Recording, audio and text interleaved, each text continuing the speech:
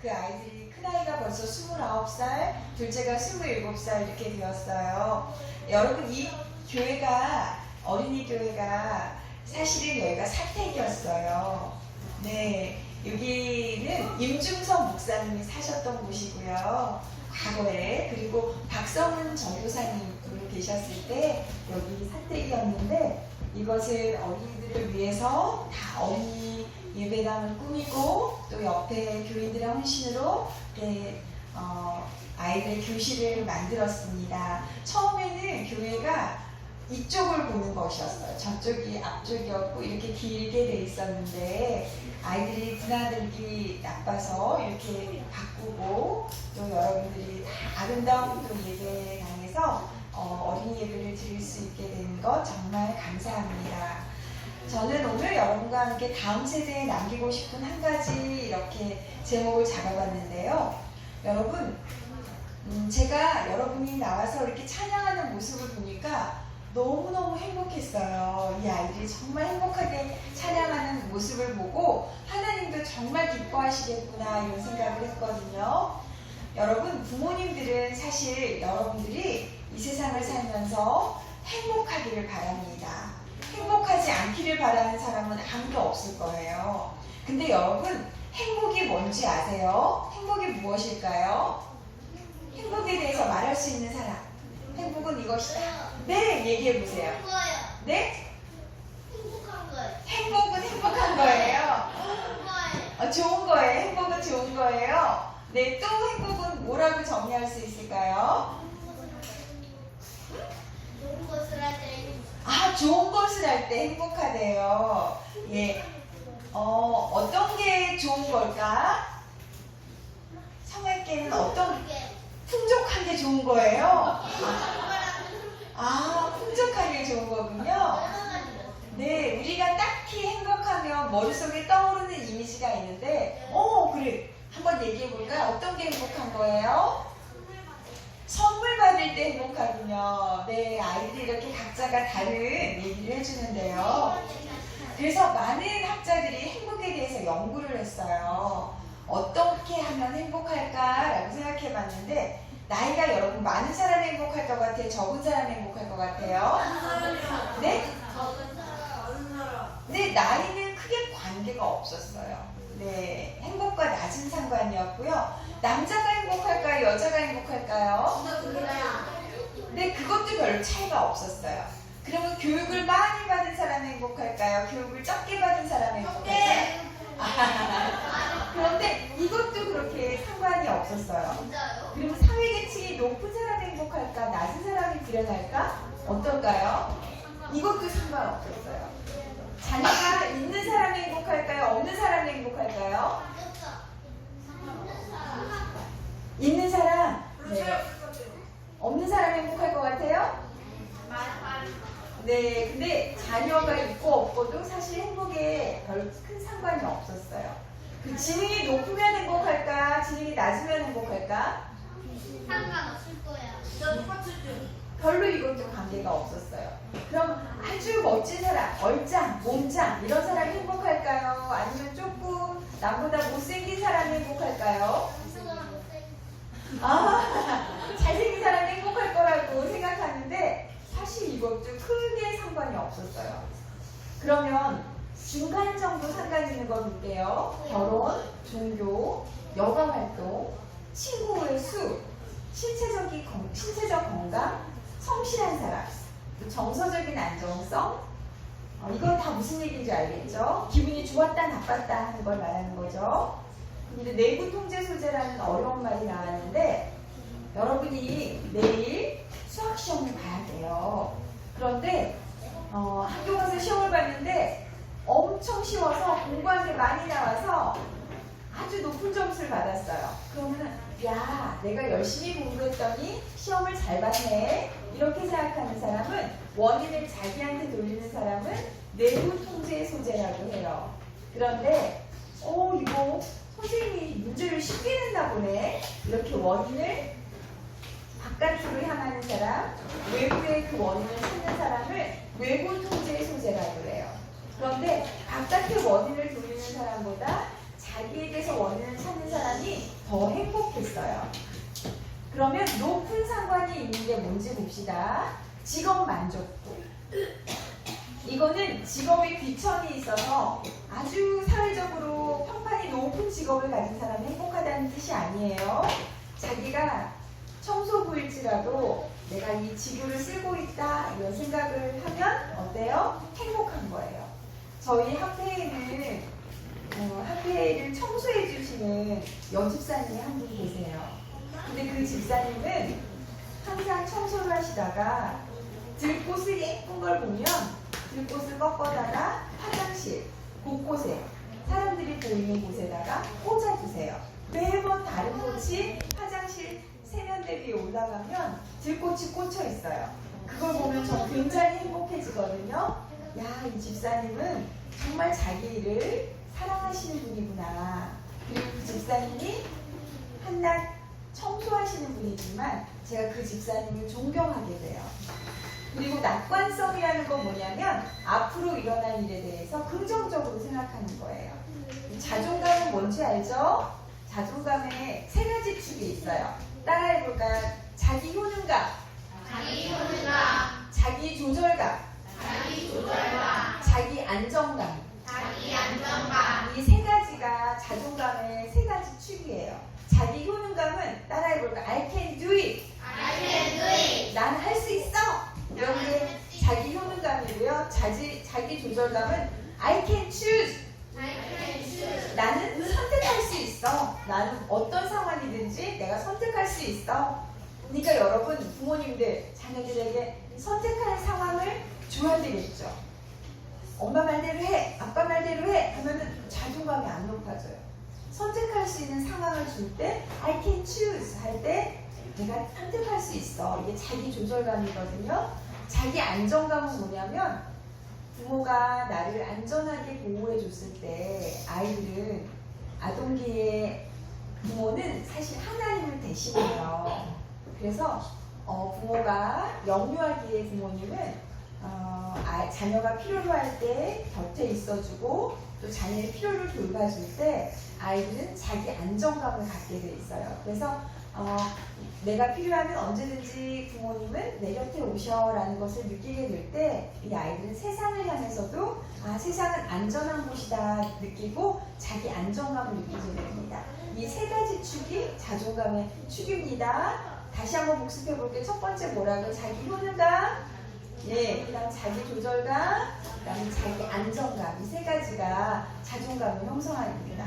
그리고 성적 활동의 빈도는 뭐냐면 엄마 아빠가 사랑을 나누는 거예요. 이런 게 사랑을 나누는 빈도가 많아지면 많아질수록 행복하다는 거죠. 긍정 정서의 경험 빈도, 기쁨, 행복함, 여러 가지 긍정적인 느낌을 많이 갖게 될 때 인간은 더 행복감을 많이 느낍니다. 감사 경험도 역시 행복감에 영향을 주고요. 정서적인 지지를 해주는 사람이 많을수록 아이들이 행복감을 느껴요. 그리고 가장 행복에 큰 상관을 미치는 것은 신앙심이었어요. 신앙심. 그러니까 결국 아이들에게 뭘 심어줘야 될까요? 신앙심. 신앙심은 어떻게 생길까요? 어떤 사람이 신앙심이 좋은 사람인 것 같아요, 여러분? 어떤 사람이 신앙이 좋은 사람인 것 같아요? 교회 여러분 다녀보니까 어떤 집사님, 어떤 장로님이 신앙이 좋아 보여요? 어린이들이 대답해 볼까요? 신앙이 좋다는 건 뭘까요? 점점점? 어떤 거? 묘사해 줄래요? 신앙이 좋다는 건 뭘까? 그럼 어머니들도 아버님들도 괜찮아. 얘기해 주시겠어요?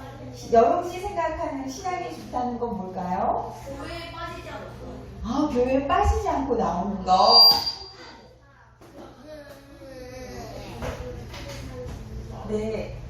여기서 빨간색 라이트 바꿀게요. 감사합니다. 교회에 빠지지 않고 나오는 거라고 얘기했는데 신앙에 큰 도움을 주죠.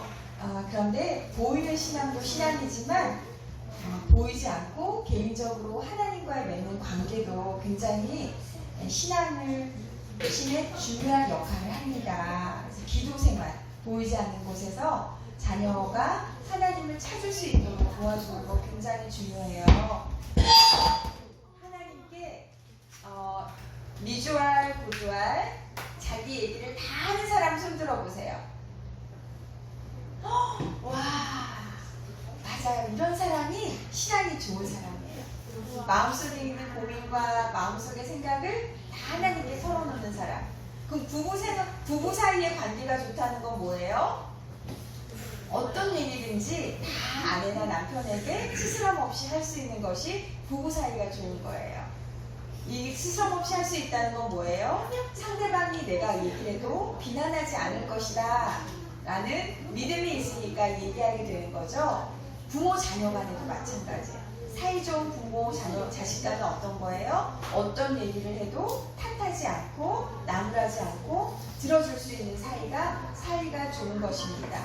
그런데 이게 보이는 부모 자녀 관계 속에서 이런 게 이루어져야지, 보이지 않는 하나님과의 관계 속에서도 이 아이가 자기가 기도를 자연스럽게 할 수 있어요. 그래서 심리학자들은 이거를 대상 관계라고 해요. 부모가 부모와의 대상을 잘 맺어놓으면 보이지 않는 대상인 하나님과의 관계도 잘 맺어줄 수가 있다 그래요. 그러면 무엇이 행복하는지를 또 연구를 했는데요. 아까 얘기한 것처럼 긍정정서를 가진 사람이 행복했고요. 몰입하는 사람이 행복했고요. 또 긍정적인 인간관계를 가진 사람이 행복했고, 긍정적인 의미 있는 활동을 할 때 아이들은 행복합니다. 네, 어릴 때 봉사활동을 간다든지, 저희 하늘속학교 어린이들은 노래 연습을 해서 저기 상계동의 달동네 마을에 가서 독거노인 할머니 앞에서 연습한 노래를 또 들려드리기도 하고 이렇게 하거든요. 아이들이 처음엔 귀찮아하고 가기 싫어하는데 굉장히 마음에 큰 보람을 느끼는 것 같았어요. 그리고 좋아하는 일을 성취하는 사람이 행복합니다. 그런데 제가 행복의 키를 알려드릴 텐데요. 평범한 사람들의 삶에는 긍정과 부정의 비율이 1대1이에요. 1대1이거나 2대1인데 더 발전하는 사람들의 경우는 긍정성의 비율이 3입니다. 3대1이에요. 그리고 긍정과 부정의 최상의 효과를 발휘하는 이 황금 비율이 3대1인데요. 그러니까 부모 자녀지간에도 부정적인 말 할 수 있어요? 없어요? 부정적인 언어가 훈육하고 훈계하려면 이 부정적인 정서가 건드려지는 게 사실이에요. 그렇다고 긍정성만 있어서 이 아이가 잘 자라지 않아요. 그런데 긍정적인 언어를 3을 해주고 또 훈계하는 언어를 1을 해줄 때 이 아이는 황금 비율로 행복하게 되는 그 키를 갖게 된다는 것입니다. 그래서 이 마샬 로샤다라는 사람이 연구를 했는데요. 한 기업의 60개 팀을 대상으로 실시한 실험이에요. 높은 실적을 보인 팀들은 긍정성 비율이 6대1이나 됐대요. 근데 중간 실적 팀은 2대1이었고요. 실적이 낮은 팀은 1대1에도 미치지 못했는데요. 제가 여러분에게 질문을 드릴게요. 긍정성 비율이 11대1이었어요. 이 그룹은 어떻게 됐을까요? 긍정이 11이나 됐어. 그리고 부정이 1이에요. 네? 네, 이게 도태되고 없어졌어요. 이 팀이 없어졌어요. 이게 왜 그러냐면 너무 좋아 이러다 보면 그냥 산으로도 갈 수 있어요. 그 그룹에는 아니야, 이렇게 하면 안 돼요, 이렇게 해야 돼요 하고 또 다른 의견을 제시하는 사람들도 있어야 되고, 꼭 그렇게 하는 게 옳은 것만은 같지 않아요, 이게 좋은 것 같아요 하고 부정적인 것을 대안을 제시하는 사람도 있어야 되는데 그냥 긍정성만 이렇게 많이 때문에 그 그룹이 도태돼 버렸어요. 그래서 긍정과 부정은 양적 비교에서 균형이 굉장히 중요해요. 그래서 정서의 과잉도 문제이지만 과소일 경우에도 부작용을 초래할 수 있다는 것을 알려드립니다. 미국에 전해지는 행복 레시피가 있는데요. 이 행복한 가정의 레시피가 이런 거래요. 한번 살펴보세요, 여러분. 4컵의 사랑, 2분의 1컵의 분노, 3 큰 스푼의 생동감, 2컵의 인내, 1과 2분의 1컵의 부드러움, 한 큰 스푼의 슬픔, 6컵의 보살핌, 4와 2분의 1 큰 스푼의 도움. 이게 행복한 가정을 이루는 레시피라고 하는데 저는 여기에서 하나를 더 넣고 싶거든요. 이게 있으면 정말 행복한 가정이 될 것 같은 생각이 드는 거예요. 여러분 이걸 맞추는 친구들에게 딱 2개, 선물 제가 2개를 갖고 왔거든요. 예, 이걸 드릴 거예요. 이거 뭐냐면 가정 예배를 드릴 수 있는 다양한 아이디어를 가정 예배를 위한 아이디어 북이에요. 저희 서주만 앞에 가정봉사부에서 만든 건데 몇 권 안 남은 걸 제가 2권을 가져왔어요. 그래서 여기 행복한 가정에 되기 위해서 어떤 게 들어가면 네 얘기해 보세요. 신앙. 신앙 좋아요. 네, 또 행복. 이거 행복한 가정의 레시피인데 행복. 네, 또 다른 게 뭐가 있을까? 뭐가 있으면 좀 더 행복할까요? 아까 선생님이 말해준 것 중에서 있어. 이런 거 하면은 행복하다. 네, 얘기해봐요. 믿음. 또 친절. 또 같은 시간이 네, 얘기해 보세요. 긍정. 네. 자존감 있을 때, 자존감. 네, 또 한 사람만 더 얘기해 볼까요? 그러면, 제가, 여기다가, 이건 예언의신 코테이션인데요. 제가 여기 들어가는 말인데, 한번 맞춰보세요. 땡땡과 땡땡의 정신보다 몸과 마음의 건강을 더욱 잘 증진시켜주는 것은 없다. 우울하고 불만스러운 사상과 감정을 물리치는 것은 기도하는 것과 마찬가지로 하나의 의무이다. 가정과 건강의 174쪽에 나와 있는 말이에요. 혹시 아세요? 이난. 봉사. 아니네. 어떡하지? 뭘까? 저희 순종학교에서는 이거를 일기를 써요. 매일. 네, 맞습니다. 네, 감사와 찬양의 정신보다 네, 자녀들에게 감사하는 걸 가르쳐 주시길 바라요.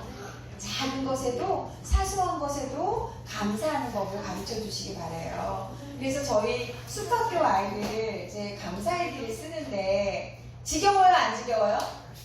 지겨워. 예, 지겨워. 애들 엄청 지겨워해요. 그걸 매일매일 쓰려니까. 근데 아이들이 처음에는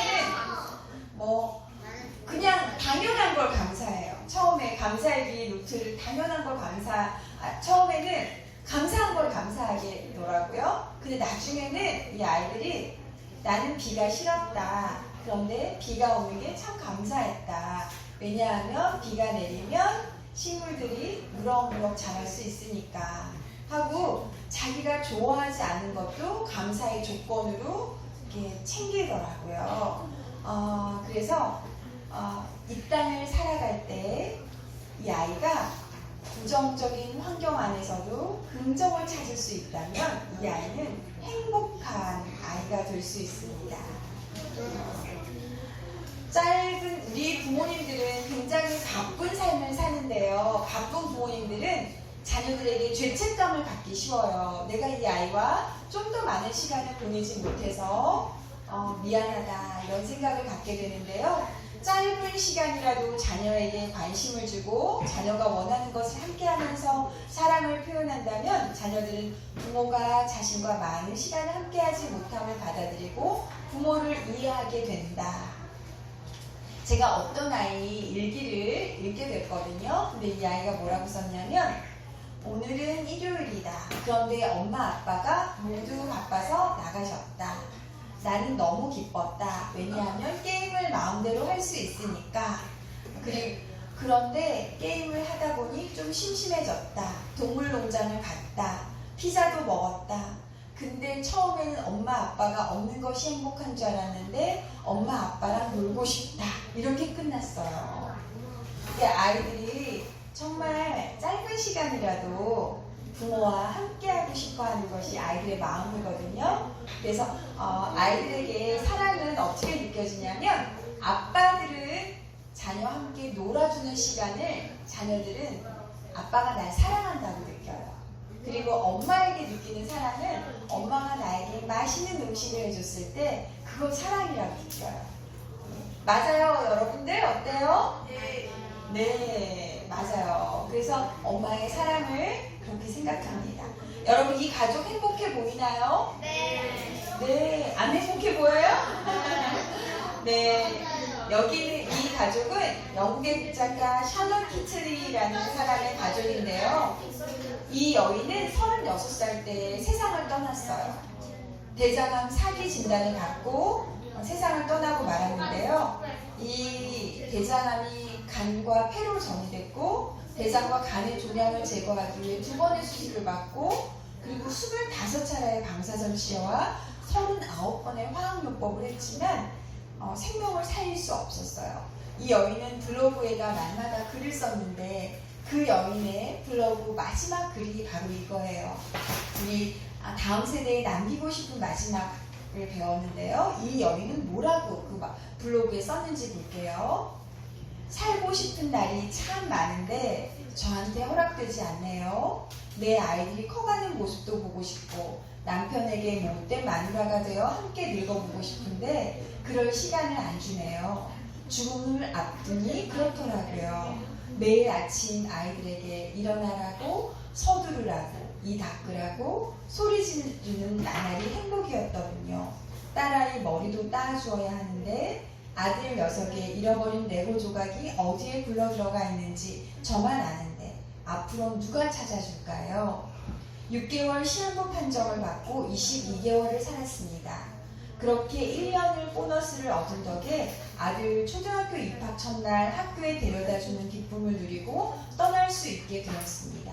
녀석의 첫 번째 흔들거리던 이빨이 빠져 그 기념으로 자전거를 사러 갔을 땐 정말 행복했어요. 보너스 1년 덕에 30대 중반이 아니라 30대 후반까지 살고 가네요.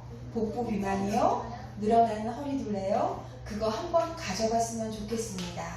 그만큼 살아남는다는 얘기잖아요. 휘어지는 머리카락이요? 그거 한번 뽑아봤으면 좋겠습니다. 그만큼 살아남는다는 얘기잖아요. 저는 한번 늙어보고 싶어요. 부디 삶을 즐기면서 사세요. 두 손으로 삶을 꽉 붙드세요. 여러분이 부럽습니다. 여러분 어때요? 여러분의 엄마가 어느 날 갑자기 암으로 돌아가신다면 여러분 마음이 어떻겠어요? 이 엄마도 정말 엄마라는 이름을 가지는 것은 죽는 것도 큰 무게를 갖게 돼요. 삶에 대한 애착과 자녀를 두고 떠나는 안타까운 마음, 병든 몸이라도 좋으니 자신 옆에 한시라도 더 남아있고 싶은 엄마의 마음이 절절히 그려져 있는데요. 하나님께서는 이렇게 말씀하십니다. 에레미야서 같이 읽어볼까요? 시작! 나 여호와가 말하노라. 너희를 향한 나의 생각은 내가 아나니 재앙이 아니라 곧 평안이요 너희 장래에 소망을 주려 하는 생각이라. 이 여인에게는 소망이 없었어요. 이제 죽으니까 절망밖에 없었어요. 그런데 하나님은 이 절망적인 우리에게 소망을 주시는 분이시거든요. 이 하나님의 마지막 유언은 무엇이었는지 구약의 마지막 메시지를 한번 볼까요? 구약의 제일 마지막 책이 뭐죠? 맞아요. 말라기서예요. 말라기서 4장 5절 6절 같이 읽어볼게요. 시작! 보라 크고 두려운 날이 이르기 전에 내가 선지자 엘리야를 너희에게 보내리니 그가 아버지의 마음을 자녀에게로 돌이키게 하고 자녀들의 마음을 그들의 아버지에게로 돌이키게 하리라. 돌이키지 아니하면 두렵건대 내게 와서 저주로 그 땅을 칠까 하노라. 여러분, 이 말은 하나님이 이 저주로 이 땅을 친다는 얘기예요? 그렇지 않아요. 너 이거 안 먹으면 엄마가 좀 치워버릴 거야. 엄마가 치운다는 얘기예요? 아니에요. 이거 먹으라는 얘기예요. 네, 치유는 하나님께서는 이 백성들에게 뭐라고 하셨냐면 힘나는 거야. 아버지의 마음을 자녀에게로, 자녀의 마음을 아버지에게로 돌이키라고 하셨어요. 하나님의 마지막 소원은 부모와 자녀가 하나 되는 것, 연합하는 것입니다. 그런데 자녀가 먼저 아버지의 마음으로 돌이키라고 하지 않으셨어요. 순서가 먼저 뭐예요? 아버지가 먼저 자녀에게로 마음을 돌이키라고 하셨습니다. 이것이 하나님의 우리를 향한 소망인데요. 이 일은 하나님의 도움이 없이는 할 수 없습니다. 소망이 끊어진 사람들에게 어떻게 하나님의 사랑을 나눌 수 있을까요? 내 가족과 자녀와 특히 청소년과 어린이와 이웃과 지인들에 대한 나의 책임은 무엇일까요? 제가 제 아들과 한날은 저녁 예배를 드리는데 아들이 이러는 거예요. 엄마, 세상에는 참 위로가 필요한 사람들이 많은 것 같아요. 왜? 오늘 무슨 일 있었니? 그러니까 이 아이가 이제 저희 집에 대장이라는 삽살개가 있거든요. 이 개를 데리고 이제 산책을 나가려고 엘리베이터를 탔는데 배달하는 아저씨가 갑자기 놀래서 엘리베이터 구석이 이렇게 주춤하고 뒤로 물러서더래요. 그래서 저희 아이가 아저씨 이 개는 물지 않아요. 괜찮아요. 걱정하지 마세요. 그랬더니 이 아저씨가 뭐라고 하냐면 제가요 여러 군데 배달을 다니다 보면 개에 물린 적이 여러 번 있었거든요. 그래서 개만 보면 겁이 나요. 이렇게 얘기했어요. 그러니까 이 아이가 한마디 했대요. 정말 이 집 저 집 다니다 보면 별별 일이 다 있을 것 같네요. 정말 힘드셨겠어요. 이렇게 한마디 했대요. 그랬더니 이 자기보다 훨씬 나이 많은 이 아저씨가 이 아이한테 고맙습니다 이러더라는 거예요. 그래서 이 아이가 강아지를 데리고 저희 남강 하우스토리 사는데 건너편에 푸르지 아파트로 건너가면서 강아지랑 막 가고 있는데 그 오토바이 타고 가든 엘리베이터에서 내린 그 아저씨가 오토바이 타고 가면서 저희 아이 보면서 안녕히 가세요 하고 계속 손을 흔들고 가더라고요.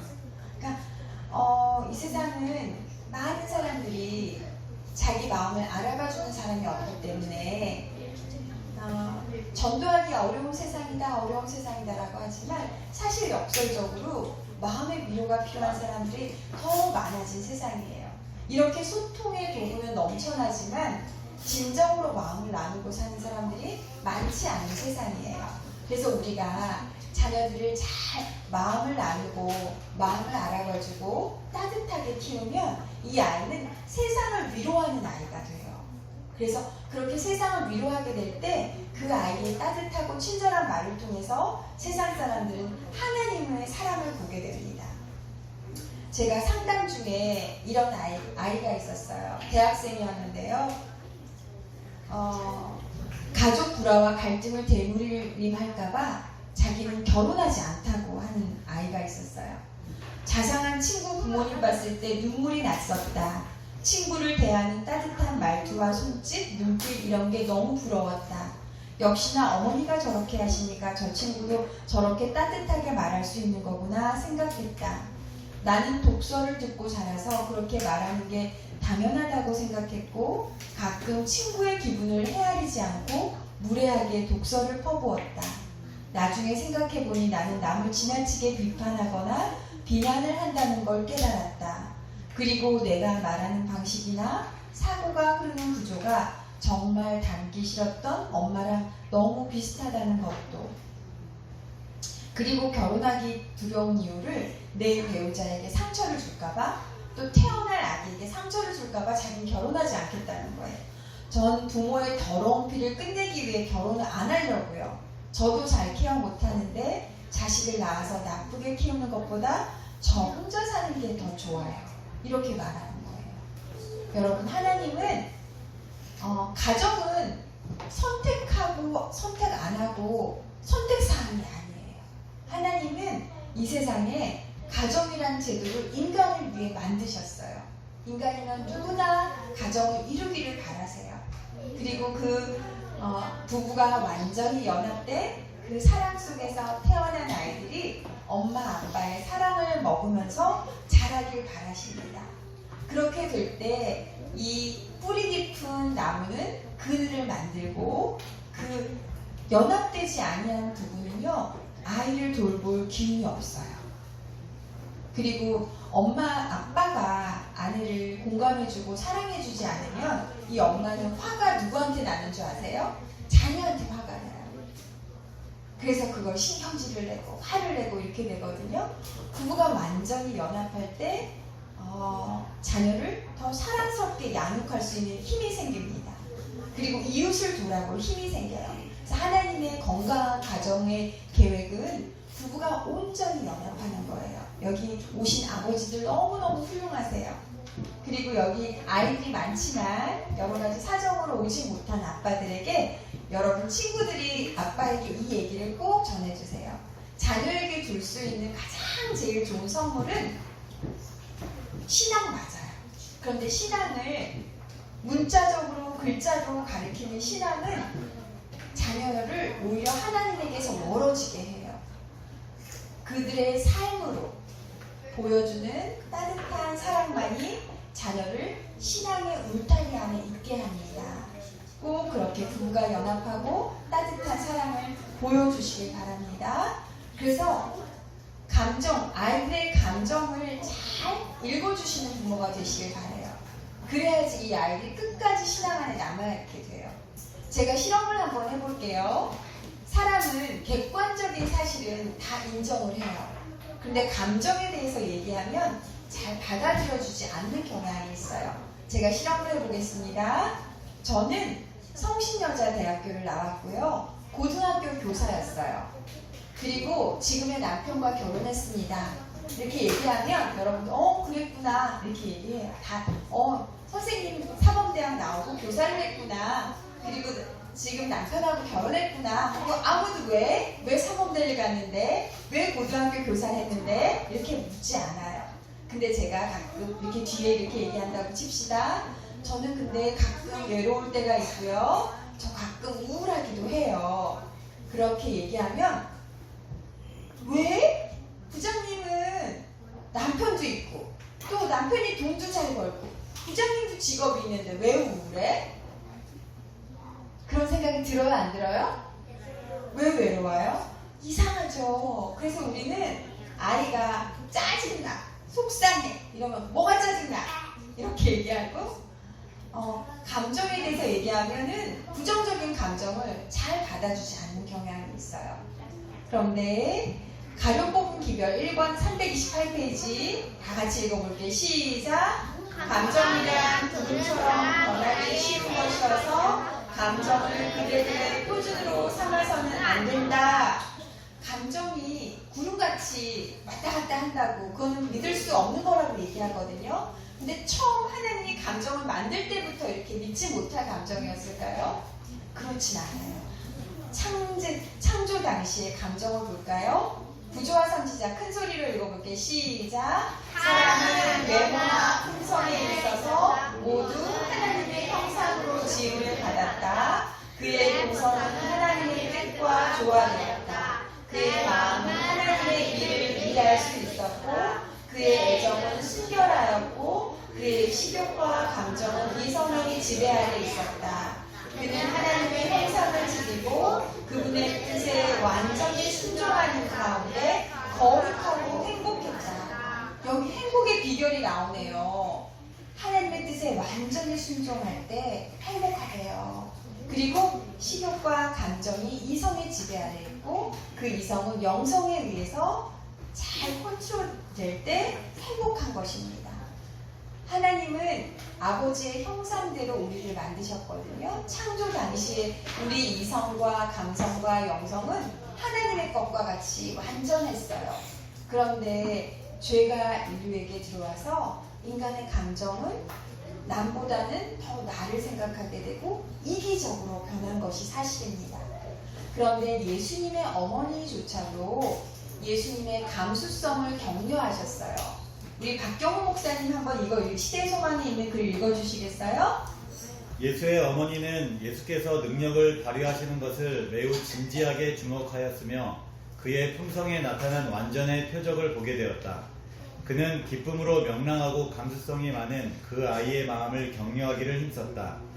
그녀는 성령을 통하여 하나님만을 그의 아버지라고 주장할 수 있는 이 아이를 양육하는 일에 하늘 천사들과 협력하기 위한 지혜를 받았다. 네, 아이들은 천성적으로 기쁨을 좋아하고 명랑하고 감수성이 풍부합니다.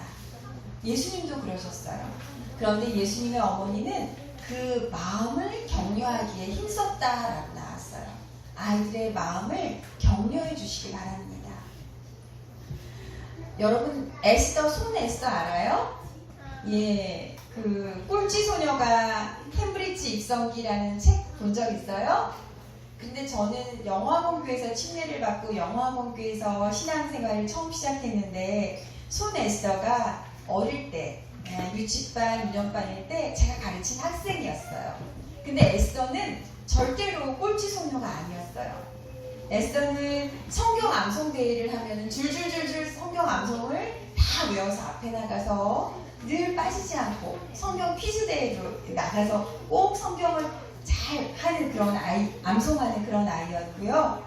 그런데 이 어느 날 이 아이가 생화학과를, 캠브리지대 생화학과를 지원했다가 온 세상이 다 무너지는 것 같은 경험을 한 거예요. 얘가 불합격 처리가 된 거예요. 그래서 막 울고 있을 때 이 엄마가 오셨어요. 에스더, 너 왜 울고 있지? 하니까 물어보니까 저는 이 생화학과를 들어가야 되는데 너 그럼 그 생화학과를 왜 가려고 하지?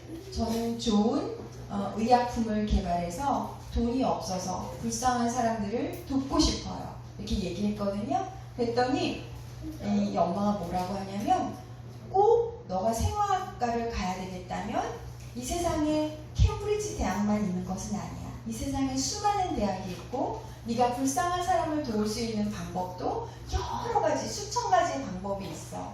다만 너는 캠브리지 대학 생화학과를 가서 불쌍한 사람을 돕는 단 한 가지 방법을 잃었을 뿐이야 라고 얘기했대요. 그때 그 에스더가 정신이 번쩍 들더래요.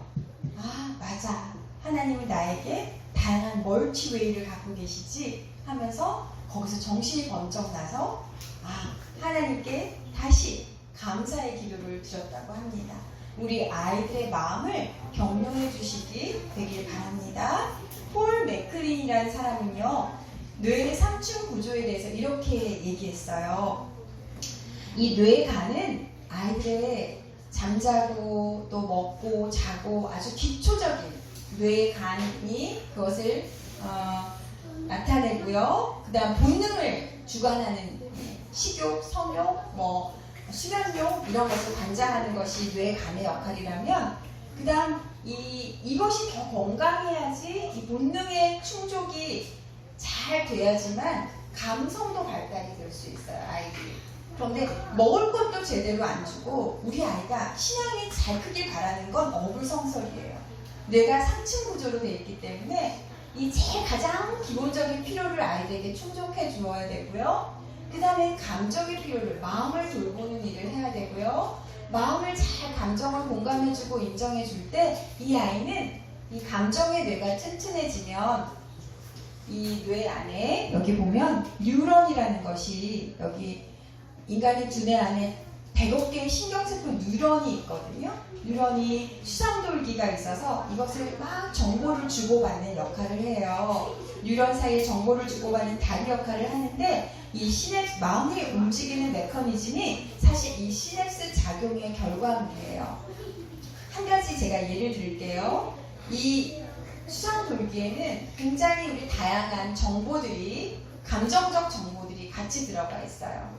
저희 아이가 29살이 됐는데 윤석열 대통령님이 한 살을 줄여주셔서 28살이거든요. 근데 어느 날 제 박사과정에 한 선생님께서 저한테 전화가 왔어요. 선생님, 찬혁이 여자친구 있어요? 그러니까 아니 없는데요. 그러니까 저희 원에 있는 영어 선생님이 있는데 참 찬한데 소개시켜드릴까요? 이렇게 하는 거예요. 너무 좋죠. 그래서 만났어요. 만났는데 찬혁이가 신앙도 좋고 또 뭐 선교사도 갔다 오고 그랬다 그래서 기대를 하고 하나님께 저도 기도하고 만났는데 이 아이가 뭐라고 하냐면 엄마 그 아이가 참 좋은 아이는 맞아요. 근데 엄마랑 너무 비슷해 이러는 거예요. 그래서 난 안 할래 이러는 거예요. 그래서 왜? 그랬더니 에너지가 너무 많대요. 그러니까 어릴 때부터 이 아이는 에너지가 많은 엄마가 너무 싫었던 거예요. 교회 일로 바쁘고 학교 일로 바쁘고 언제나 혼자 있고 이러면 이 아이가 이 수상돌기 속에 제 아이의 뉴런 속에 바쁜 사람은 위험한 사람, 나의 생존에 위협을 주는 사람 이렇게 느끼는 거예요. 그래서 자기는 에너지가 낮아도 자기와 함께 있어줄 사람이 필요한 거예요. 그러니까 그런 배우자를 선택하는 것에도 굉장히 직업 생활을 하고 또 이 아이가 교우 관계를 맺고 배우자를 선택하고 가정 안에서 생활을 영위하는 것에도 원부모의 역할이 너무나 중요해요. 예, 그래서 여기 이 감정의 뇌가 건강해야지만 이 뇌량이라는 것이 있어요. 감성뇌와 이성뇌가 있으면 이쪽의 정보와 이쪽의 정보를 이어주는 교량 역할을 하는 게 뇌량이거든요. 이런 것이 튼튼하게 자리 잡아서 이쪽 저쪽 정보를 막 왔다 갔다 쓸 수가 있는데 이게 감정적인 것을 잘 충족받지 못하면 정서적으로 유기되거나 그 아이의 마음을 잘 공감해주지 못하면 이 아이는 그 신경선이 약하게 누울 수밖에 없어요. 그래서 감정적으로 신앙이 좋은데 신앙이 좋은 거는 그의 품성으로 드러나야 되거든요. 근데 막 신경이 예민하고 화가 팍 나고 이렇게 돼버리는 거예요. 그래서 감정을 충분히 공감해줘라. 그래서 이 아이의 신경선이 건강하게 누울 수 있게 해라. 그래서 이 품성이 좋은 아이가 되는 바탕이 공감해주는 거예요. 그랬을 때 이성의 뇌가 올바른 판단을 할 수 있어요. 그래서 전두엽, 이 이성의 뇌와 교통하는 것이 하나님 전두엽이거든요. 그래서 이마에 인을 받는다고 써있잖아요. 그래서 하나님의 인을 받는다고, 이마에 하나님의 인을 받는다고 그러는데요. 그래서 감정을 공감해 주는 거는 이 아이가 신앙 안에 머물게 하는 데도 중요한 요소인데 이걸 여기서 바로 뛰어넘지 말고 이 중간 단계에 있는 감정들을 잘 자극시켜주고 공감해 주는 것이 필요하다는 것을 말씀드립니다. 가정과 건강에서는 그리스도께서는 어린이들을 사랑하셨다. 그분께서는 그들의 감정을 이해하시고 그들의 기쁨과 시련에 그들과 마음을 같이 하셨다. 부모들은 자녀들과 친숙해지고 그들의 취미와 기질을 이해하고 그들의 감정에 공감하고, 감정이란 말이 정말 많이 나오죠. 그들의 마음속에 있는 것들을 알아내야 한다. 부모들이요, 그대들이 자녀들을 사랑하고 있다는 것과 그들을 행복해주기 위하여 그대의 온 힘을 다할 것이라는 사실을 그들에게 알려주라. 만일 그대들이 그렇게 한다면 필요에 따라 가하는 그대들의 제재는 그들의 어린 마음에 보다 큰 영향을 미치게 될 것이다. 그래서 여러분이 옳은 말을 굉장히 많이 할 거예요. 잔소리는 옳은 말이거든요. 그런데 이 잔소리로 아이들의 신앙이 자리 잡지 않아요. 감정에 공명해주고 그 마음을 읽어줄 때 여러분이 하는 옳은 부정의 소리는 아이들에게 콕 박히게 될 수 있을 것입니다. 그리스도인들은 어떠한 사람들보다 즐겁고 행복한 백성이 되어야 합니다. 하나님은 천연계와 성경 그리고 성령의 가마를 통해 우리에게 말씀하십니다. 천연계를 가장 즐기는 그리스도인들로 자녀들을 만들어 주시기 바랍니다. 천연계는 하나님의 도서관이라고 해요. 그 하나님의 도서관에 안식일마다 나가서, 저는 그게 아이를 다 키우고 나서 후회되는 한 가지가 교회 사역으로 너무 바쁜 나머지 아이들끼리 혼자 있게 한 거예요. 안식일 오후에. 그런데 그때는 이렇게 패스파인더 클럽도 다양하지 않았고, 그런데 그것이 가장 후회가 돼요. 그래서 물론 교회 활동도 좋지만 많은 패스파인더 활동들이 야외로 나가는 활동들을 정말 많이 했으면 좋겠어요. 천연계 속에서 하는 활동들이 정말 많아지면 아이들의 성품과 또 그 신앙을 바탕을 키우는데 정말 도움이 될 것이라고 생각합니다. 때때로 그대의 마음은 고통으로 자녀를 키우다 보면 우리의 마음에 고통의 구름이 낄 때도 있을 것입니다. 그럴 때는 고통스러운 걸 생각하려 하지 마시고 그대는 예수님께서 그대를 사랑한다는 것을 안다. 그분께서는 그대의 약점을 이해하십니다. 그대는 단순히 그분의 품 안에서 쉼으로 그분의 뜻을 행할 수 있다는 것을 잊지 마시게 되길 바랍니다. 하나님께서는 백합화의 꽃잎 위에 그대를 위한 기별을 불신과 이기심과 해로운 근심을 버릴 때만 읽을 수 있는 말로 기록하신다. 하나님의 도서관에는 모든 만물들이 여호와는 하나님 사랑이시라 하고 말씀하셔요. 모든 창조물들이. 근데 그걸 다 읽을 수 있는 사람들은 없어요. 어떻게 할 때? 우리에게 불신과 이기심과 해로운 근심을 버릴 때에만 그것을 읽을 수 있게 됩니다. 그래서 여러분들이 자녀를 향한 근심을 버리시고 또 불신을 버리시고 이기심을 버리셔서 정말 자녀들과 마음껏 청년계를 향유하고 기뻐하시는 그런 참된 그리스도인이 되시길 바랍니다.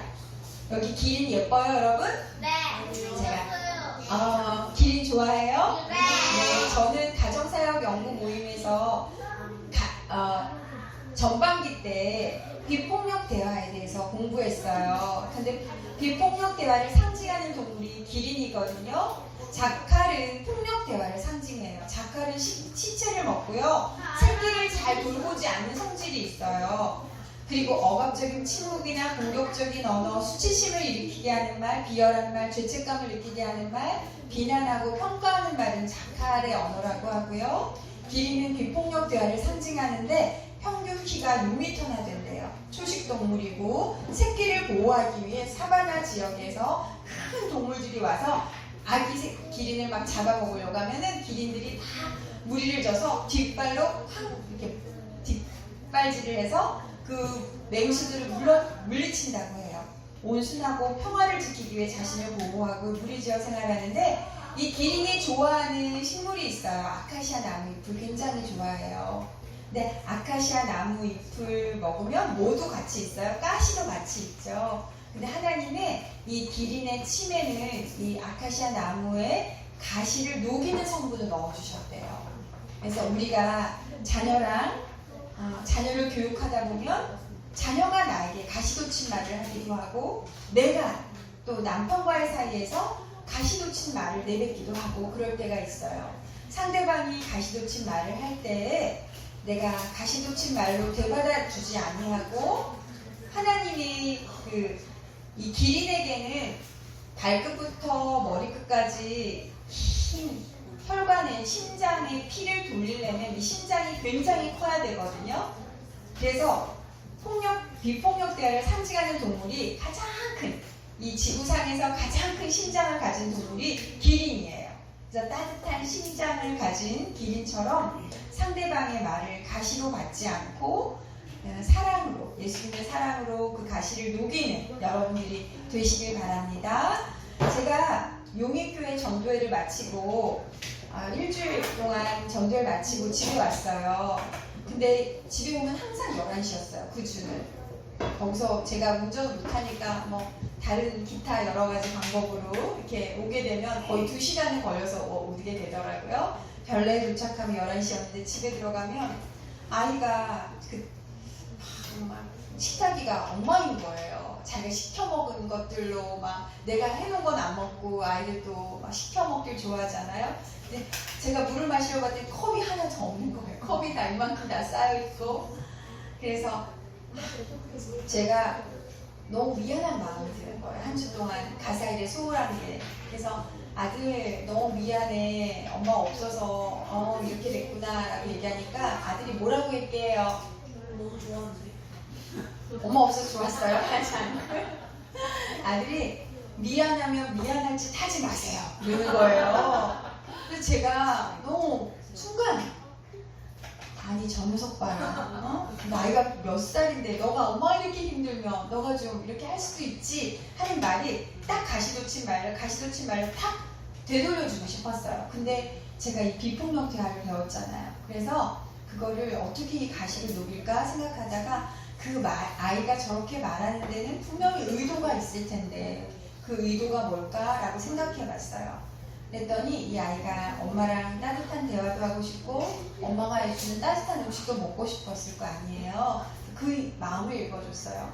아들, 너가 엄마랑 대화도 하고 싶고 엄마가 해준 따뜻한 음식도 먹고 싶었지. 엄마가 일주일 동안 너무 바빠서 미안해. 이렇게 얘기했더니 이 아들이 미안했는지 주섬주섬 막 재활용을 정리하기 시작하더라고요. 그리고 막 설거지를 하기 시작하더라고요. 근데 그 가시돋친 말을 제가 야, 너 나이가 몇 살이야? 너 이런 식으로 할 거야? 막 똑바로 안 해? 막 제가 이렇게 했더라면 아마 우리 집은 큰 전쟁이 발발했을지도 몰라요. 엄마는 제대로 한 거 있어. 일주일 동안 나한테 해준 게 뭐야? 막 이러면서 이렇게 됐을 텐데 하나님은 우리가 참된 신앙을 갖기를 바라세요. 우리 지난주 교과에서도 공부했지만 변화된 사람들의 첫 번째 징조는 뭐예요? 그들의 언어가 바뀌는 것입니다. 여러분의 언어가 바뀌지 않는다면 자녀들도 바뀌지 않을 것입니다.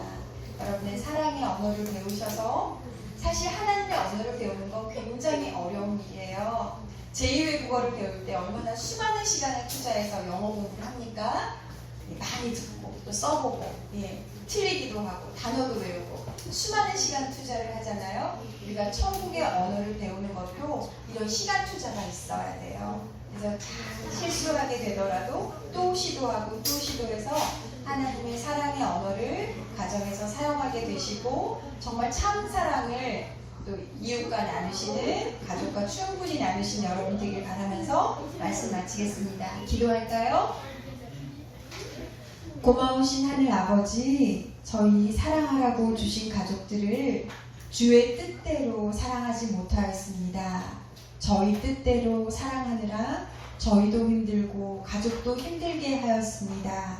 아버지, 이제후로는 저희 힘으로 하지 아니하고 아버지의 사랑을 충만히 받고 아버지 안에서 충분히 쉬며 정말 예수님이 우리를 보는 것처럼 저희도 저희 자신을 보고 저희 자신 스스로와도 화해할 뿐더러 저희 자녀들과도 화해하고 화목할 수 있도록 도와주세요. 먼저 잘못한 것이 있다면 손을 내밀어 서로 용서를 구하게 하시고 하나님 안에서 온전히 하나 되어 참된 신앙의 빛을 이웃들에게 증거하는 참된 하나님의 백성이 될 수 있도록 축복해 주시길 사랑이 많으신 예수님 이름으로 기도합니다. 아멘.